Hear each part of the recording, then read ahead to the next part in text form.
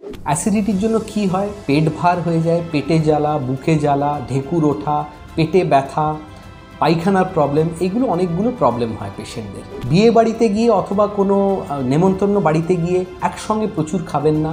খাওয়ার পর প্রচুর পরিমাণে আমরা জল খেতে বারণ করি।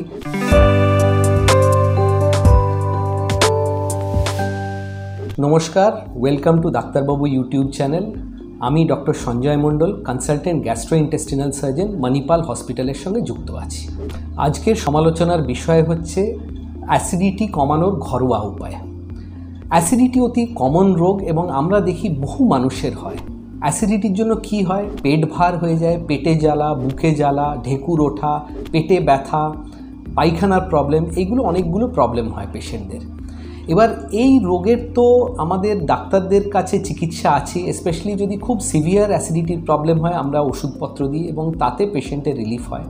কিন্তু অনেক সময় দেখা গেছে এই রোগ যদি খুব সিভিয়ার না হয়, যেটাকে আমরা বলি একটু মাইল্ড মডারেট অ্যাসিডিটি, সেটা কিন্তু অনেক সময় ঘরোয়া চিকিৎসার সাহায্যেও ওটাকে অনেকটা সমাধান করা যায়। ঘরোয়া কী কী চিকিৎসা আছে অথবা ঘরোয়া কী কী উপায় আছে যেগুলো দিয়ে আমরা অ্যাসিডিটি কম করতে পারি? সেটা হচ্ছে আপনি যখন খাওয়া দাওয়া করবেন আপনি খুব তেল মশলা ভাজাভুজি অ্যাভয়েড করবেন। একসঙ্গে প্রচুর পরিমাণ পুরো খাবেন না। বিয়ে বাড়িতে গিয়ে অথবা কোনো নেমন্তন্ন বাড়িতে গিয়ে একসঙ্গে প্রচুর খাবেন না। খাওয়ার পর প্রচুর পরিমাণে আমরা জল খেতে বারণ করি। অনেক সময় আমরা দেখেছি মিষ্টি খেলে বুকে জ্বালাটা বেড়ে যায়, রিফ্লাক্সটা বেড়ে যায়। মিষ্টিটা অ্যাভয়েড করা, চকলেটস, পেপারমিন্টসগুলো অ্যাভয়েড করা।